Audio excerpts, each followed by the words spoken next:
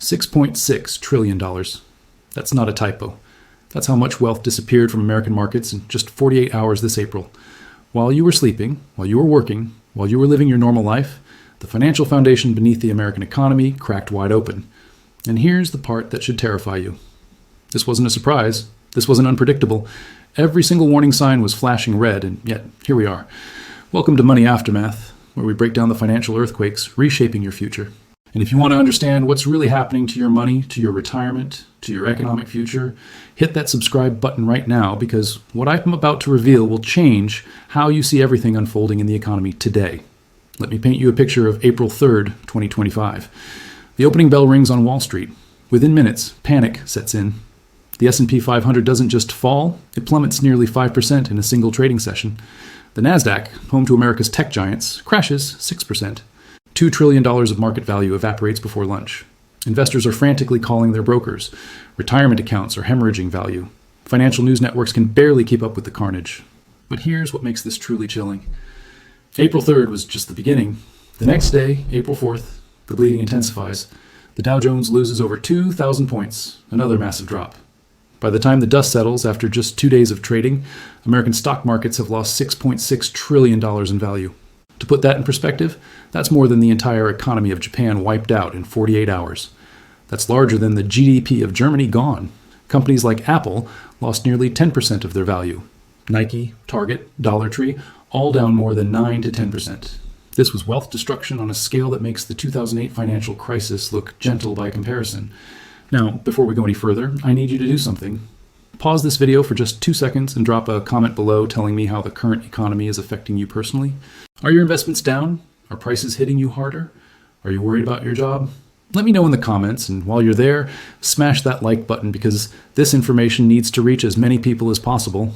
The mainstream media isn't giving you the full story, and that's exactly what we're doing here at Money Aftermath. So what triggered this financial apocalypse? One decision, one policy announcement that sent shockwaves through the entire global economic system. On April 2nd, 2025, the United States government announced massive new tariffs on imported goods. We're not talking about small adjustments here. We're talking about 145% tariffs on Chinese imports. Let me say that again because the number is so staggering it barely seems real. 145%. That means if a product cost $100 before, it now costs $245 after the tariff. This wasn't a negotiating tactic. This wasn't a minor policy tweak. This was economic warfare, declared on the world's second largest economy. And the markets knew immediately what this meant. Chaos, disruption, economic pain on a massive scale. But here's where the story gets really interesting. And this is what nobody's talking about in the financial media. While American markets were imploding, while trillions of dollars were being incinerated, while American investors were watching their wealth disappear, something remarkable was happening on the other side of the Pacific Ocean. China's economy grew 5.4% in the first quarter of 2025. Their retail sales jumped nearly 6%. Their industrial production surged over 7.5%. Think about that for a moment. America imposed the most aggressive trade restrictions in nearly a century, specifically targeting China, and yet China's economy accelerated while America's financial markets collapsed. How is that possible? How does the country being targeted with massive tariffs end up performing better than the country imposing those tariffs? That's the question we need to answer, and the answer reveals something profound about how the global economy actually works, something that goes against everything you've been told by politicians and pundits. The truth is, what we witnessed in April 2025 isn't new. It's not unprecedented. It's not even surprising if you know where to look. What happened is part of a recurring pattern in economic history, a pattern that plays out with ruthless consistency every single time a dominant economic power makes the same critical mistakes. And right now we're watching that pattern execute in real time. Understanding this pattern is the difference between protecting your wealth and watching it disappear. It's the difference between seeing what's coming next and being blindsided by it. So let me break down exactly how this pattern works, because once you see it, you can't unsee it. And more importantly, you can position yourself to survive what comes next.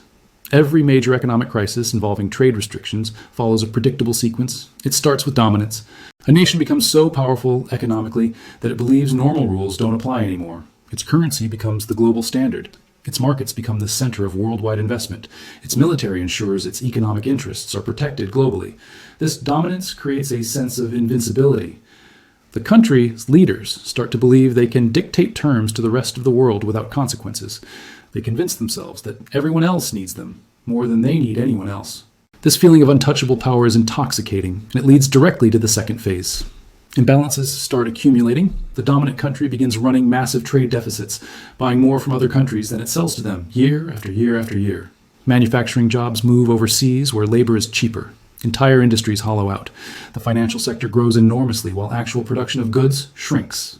Debt explodes at every level. Government debt, corporate debt, household debt, all climbing to historic levels. Asset prices inflate far beyond any reasonable relationship to actual economic productivity. Real estate prices skyrocket. Stock valuations reach absurd levels. But because the country is dominant, because everyone still uses its currency, because capital keeps flowing in from abroad, these imbalances don't trigger an immediate crisis. They just keep growing year after year, building pressure like a fault line before an earthquake. Then comes the third phase. And this is where things get dangerous. The imbalances become so large, so obvious, that they can no longer be ignored. Trade deficits reach levels that generate political backlash. Job losses in manufacturing regions create angry voters demanding action. Foreign creditors start asking uncomfortable questions about whether all this debt will ever be repaid. And the response, every single time throughout history, is economic nationalism and protectionism. Politicians promise to bring back jobs by putting up trade barriers. Tariffs get imposed. Import restrictions multiply. The rhetoric shifts from international cooperation to us versus them. This is always sold as taking control, as standing up for national interests, as finally doing something about unfair trade practices. In reality, it's the trigger that activates the final phase: retaliation. Other countries don't just accept these trade barriers, they respond with their own tariffs and restrictions. International commerce, which took decades to build, starts contracting rapidly. Supply chains that connected the global economy begin breaking apart. Companies that depend on international trade face crushing cost increases. Their profit margins collapse. Stock markets recognize that corporate earnings are about to fall off a cliff and prices crater. What began as an attempt to strengthen the economy transforms into a self-inflicted economic disaster. Trade volumes plummet. GDP growth slows or reverses. Unemployment rises. The country learns, always too late, that in an interconnected global economy, there's no such thing as winning a trade war. There's only mutual damage, and typically, the country that starts the trade war suffers the most. Now, I know what some of you are thinking. That's just theory. That's just one person's interpretation of history. So let me show you the receipts. Let me show you exactly how this pattern has played out before, with names, dates, and numbers that prove this isn't speculation. It's documented reality. June 17th, 1930. The United States was already 8 months into what we now call the Great Depression. Stock markets had crashed the previous October. Unemployment was rising. Banks were failing. And into this deteriorating situation, President Herbert Hoover signed a bill that would make everything catastrophically worse. The Smoot-Hawley Tariff Act. This legislation raised tariffs on more than 20,000 imported goods. Average tariff rates exploded from about 40% to nearly 60%. More than 1,000 economists signed a petition begging President Hoover to veto the bill. They warned it would devastate international trade and deepen the economic crisis. Hoover ignored them. He signed it anyway. And then watch what happened. The dominance was clear. America had emerged from World War I as the world's leading industrial power and largest creditor nation. The dollar had become the primary international reserve currency. American policymakers genuinely believed they could impose whatever trade rules they wanted without serious consequences. The imbalances were already severe. Agricultural overproduction, a stock market bubble fueled by excessive borrowing, unprecedented consumer debt, reckless banking practices. When the market crashed in October 1929, these accumulated imbalances turned a normal correction into a systemic crisis. Then came the protectionist response. As unemployment rose, political pressure mounted. The agricultural sector demanded protection from foreign competition. Industrial interests argued that imports were stealing American jobs. Congress passed Smoot-Hawley despite all the warnings. And then retaliation hit like a sledgehammer. Canada immediately imposed new tariffs on products that accounted for 30% of U.S. exports to Canada. Within 2 years, 24 countries enacted retaliatory tariffs. Spain, France, Italy, Argentina, Australia, Switzerland, Mexico, Cuba, all of them hit back. U.S. imports plummeted 66%. Exports collapsed 61%. World trade declined by 2/3 between 1929 and 1934. Unemployment in America jumped from 8% to 25%. 1 out of every 4 workers lost their jobs. U.S. gross national product collapsed by 50%. Half of the economy's value, gone. The Great Depression became the defining economic catastrophe of the entire 20th century. This wasn't bad luck. This wasn't unavoidable. This was cause and effect. Dominance led to imbalances. Imbalances created crisis. Crisis produced protectionism. Protectionism triggered retaliation and economic collapse. Each stage followed inevitably from the one before. But maybe you're thinking that was almost a century ago. Different world, different economic system. So let me jump forward 40 years and show you this pattern executing again. August 15th, 1971. President Richard Nixon appeared on national television to announce what he called a new economic policy. He suspended the convertibility of dollars into gold, ending the Bretton Woods system that had governed international monetary relations since 1944.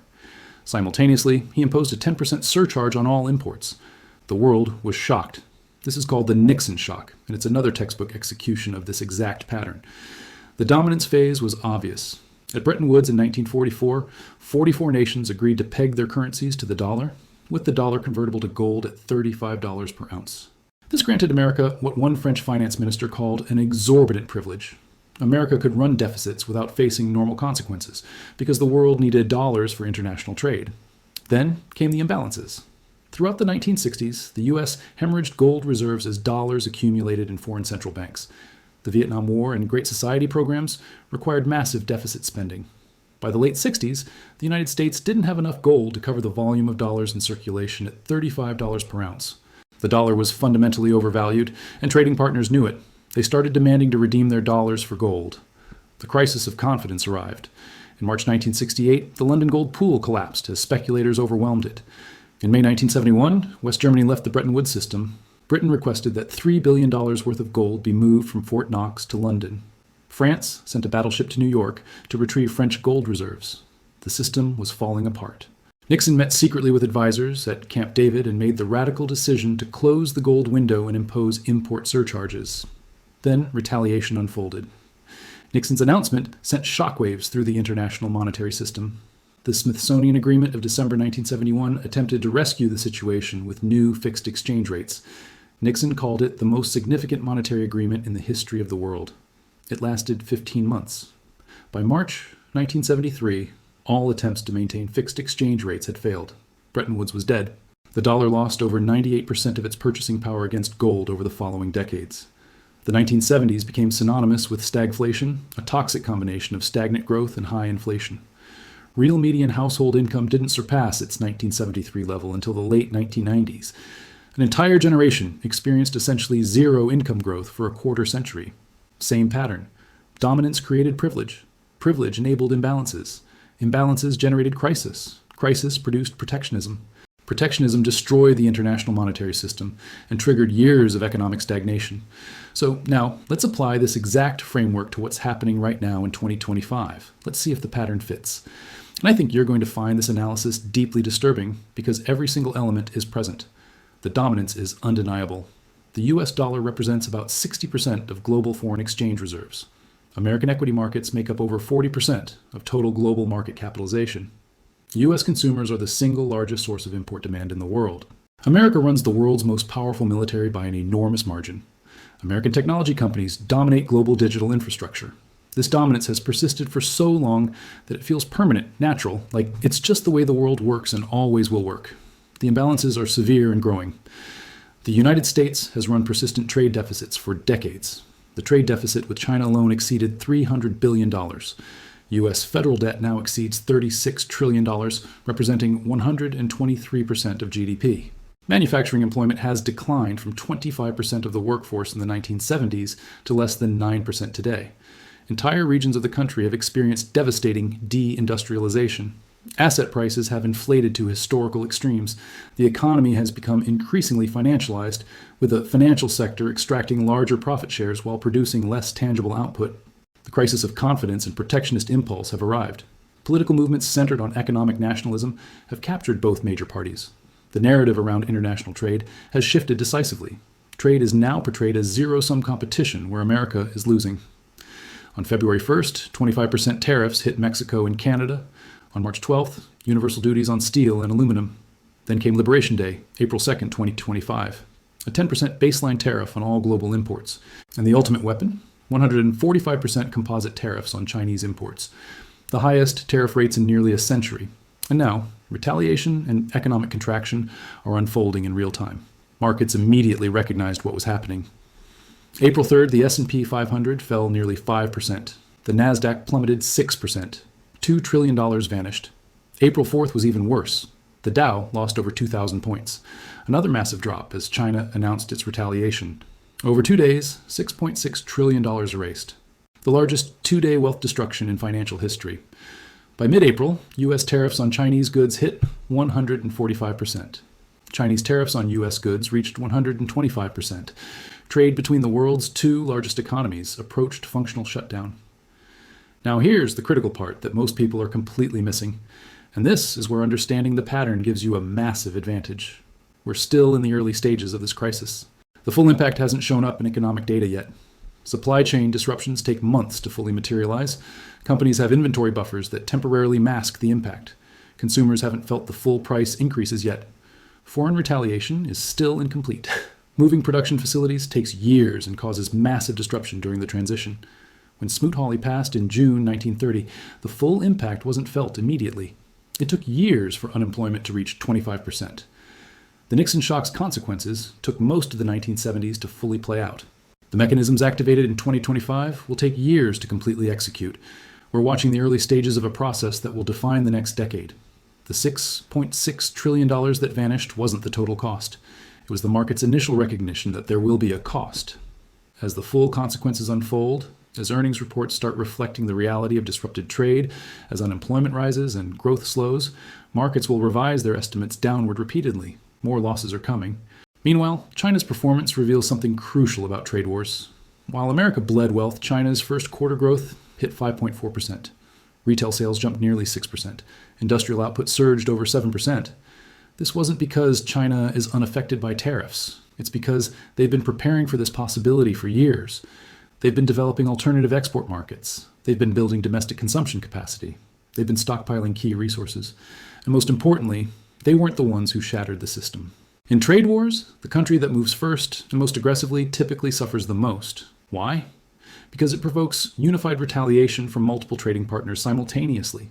Because it destroys trading arrangements that it depended on more than others realized. Because it breaks the trust that underpins international commerce. The aggressor bears the heaviest burden. Now, before we continue, I need you to share this video. Click that share button and send this to someone who needs to understand what's really happening in the economy. Post it on your social media. Send it in your group chats. This information is too important to keep to yourself. And drop another comment below. Tell me, do you think these tariffs will achieve their stated goals? Or are we watching an economic disaster unfold? I want to hear your perspective. Let's get a discussion going in the comments. You're going to hear arguments that this time is different, that American military power makes serious retaliation impossible, that the dollar's reserve currency status provides immunity from consequences, that modern supply chains can be rebuilt quickly, that trading partners need America more than America needs them. These arguments aren't just wrong, they're dangerous. They're the exact same arguments that preceded every execution of this pattern throughout history. They're the intellectual framework that dominance creates to justify itself. In 1930, American policymakers believed the U.S. economy was so powerful that other countries wouldn't dare retaliate meaningfully. They were catastrophically wrong. In 1971, Nixon's advisors believed American military and economic power meant the U.S. could restructure the international monetary system unilaterally without severe consequences. They were wrong. In 2025, the same beliefs are driving policy. And the outcome will be the same because the underlying economic mechanism hasn't changed. When a dominant power imposes trade barriers, partners retaliate. It's not optional. It's not negotiable. They have to retaliate or face political destruction at home. When they retaliate, trade volumes collapse. When trade collapses, corporate profits fall because companies lose access to markets and face higher input costs. When profits fall, stock prices fall. When stock prices fall, wealth gets destroyed. And when wealth gets destroyed, consumers cut back spending. When consumption falls, GDP contracts. When GDP contracts, unemployment rises. This is cause and effect. This is how the economic machine operates. Understanding this pattern provides enormous advantage. The pattern is deterministic. It executes with mechanical precision. But individual outcomes aren't predetermined. If you recognize we're in the retaliation and contraction phase, you can position yourself accordingly. Here's what this means for you personally, and this is where we shift from analysis to action. If you have retirement savings in equity markets, you're watching the mechanism that produces lost decades for investment returns. The Japanese stock market peaked in 1989 and didn't regain that level for over 30 years. American investors who retired in 2000 or 2008 faced devastating portfolio losses that took years to recover. We may be at the beginning of a similar period. If you work for a company that depends on international trade, you're watching the mechanism that produces layoffs and business failures. As trade volumes, contract, and profit margins compress, companies will cut costs. That means job losses. If you're a consumer living on fixed income, you're watching the mechanism that produces price inflation on imported goods without corresponding wage increases. Your purchasing power will decline. If you're young and building a career, you're watching the mechanism that produces a decade or more of stunted economic growth and limited opportunities. But here's the good news. Understanding the pattern means you can act while others are still in denial. Here's what you should consider.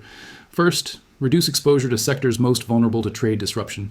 Companies heavily dependent on Chinese manufacturing or Chinese markets face severe headwinds. Second, increase holdings in sectors that might benefit from economic nationalism. Domestic manufacturers, companies with entirely US-based supply chains, defense contractors. Third, maintain higher cash reserves than normal. When panic creates opportunities, when quality assets get sold off in indiscriminate selling, cash gives you the ability to buy. Fourth, understand that temporary pauses in market rallies don't represent pattern reversals. There will be relief rallies. There will be announcements of negotiations. There will be temporary optimism. Don't mistake these for resolution. The underlying pattern continues executing. Fifth, plan for a decade-long cycle, rather than expecting quick resolution. This won't be over in months. Adjust your financial planning accordingly. More importantly, stop listening to voices telling you this time is different. Stop believing that political will or military power will allow us to escape consequences that every other dominant power has faced. Recognize that the pattern isn't optional. It's not a hypothesis that might or might not prove true. It's a mechanism that has been activated and is currently executing its program. Make your decisions based on that reality rather than hope or patriotic sentiment. The system isn't broken. It's working exactly as it always has. Dominance breeds imbalances. Imbalances breed crisis. Crisis breeds protectionism. Protectionism breeds retaliation and economic contraction. We saw it in 1930 with Smoot-Hawley and the Great Depression. We saw it in 1971 with the Nixon shock and stagflation. We're seeing it again in 2025. 145% tariffs crashed U.S. markets by $6.6 trillion in 2 days, while China's economy grew over 5%. This isn't an anomaly. This is the pattern asserting itself. This is history repeating, because the fundamental mechanism hasn't changed. This is what happens when dominance becomes arrogance, when imbalances accumulate past the breaking point, when protectionism gets chosen over adaptation and cooperation. The machine is running. The pattern is executing. The outcomes are foreseeable to anyone willing to look at the historical record. The only variable is whether you recognize what's happening in time to protect yourself and position for what comes next, or whether you'll be among the millions who watch their wealth, their opportunities, and their economic futures consumed by a process they never understood until it was too late. History has given us the blueprint. The pattern revealed itself twice before in modern economic history. It's revealing itself again right now, in real time, on your screen, in your investment accounts, in your job prospects. The question isn't whether the pattern will complete its cycle. The pattern always completes. History shows us that with brutal consistency. The question is what you're going to do with this knowledge. If you found this analysis valuable, if understanding this pattern has changed how you see what's unfolding, then subscribe to Money Aftermath right now. Hit that notification bell so you don't miss what comes next, because this isn't over. This is just the beginning. Stage 4 of this pattern has only started to unfold. What comes next over the following months and years will make April 2025 look like the opening act. I'll be here, breaking down every development, showing you how the pattern continues to execute, giving you the analysis you need to navigate what's coming. The mainstream financial media won't tell you this story. They'll give you surface-level coverage and political spin. Here at Money Aftermath, we dig into the mechanisms, we show you how the machine actually works, we give you the knowledge to protect yourself. Drop a comment right now telling me what sector of the economy you think will be hit hardest by this trade war. Give me your prediction. Let's see who understands what's coming. Share this video with everyone you know who has money in the markets, who's planning for retirement, who needs to understand that we're not in normal economic times anymore. We're in the contraction phase of a pattern that has played out with devastating consistency throughout modern history. And the next several years are going to test everyone's financial resilience.